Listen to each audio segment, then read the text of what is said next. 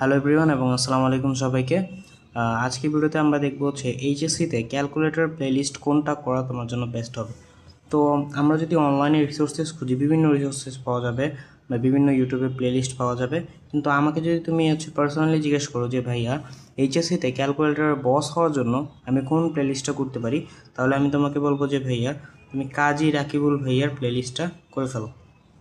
রাকিব ভাইয়া, কাজী রাকিবুল কাজী রাকিবুল ভাইয়ের যেই প্লেলিস্টটা আছে তোমার ক্যালকুলেটরের উপরে, সেটা এখন পর্যন্ত অনলাইনে সবচেয়ে বেস্ট একটা প্লেলিস্ট। তুমি এই প্লেলিস্টটা করার পরে তুমি দেখবে ক্যালকুলেটরে একদম বস হয়ে গেছো। হয়তো সেটা হইতে পারে ইএস প্লাস, বা সেটা হইতে পারে সিডাব্লিউ, বা সেটা হইতে পারে ইএক্স। তিনটা ক্যালকুলেটরই তুমি বস হয়ে যাবে তুমি যদি তার ভিডিওগুলো করো। ঠিক আছে, সে একদম তোমাকে বেসিক থেকে দেখাই দেবে যে ক্যালকুলেটর কীভাবে ইউজ করতে হয়, ক্যালকুলেটর কীভাবে প্রো হইতে হয়, এবং কোন ম্যাথটা কীভাবে ক্যালকুলেটরে ইনপুট দিতে হয়। তো আশা করি তোমরা বুঝতে পারছো যে এইচএসসিতে তুমি যদি ক্যালকুলেটরে বস হইতে চাও, তোমাকে যে প্লেলিস্টটা করতে হবে সেটা হচ্ছে এসিএসের কাজী রাকিবুল ভাইয়ার ক্যালকুলেটরের হ্যাক্সের প্লেলিস্টটা।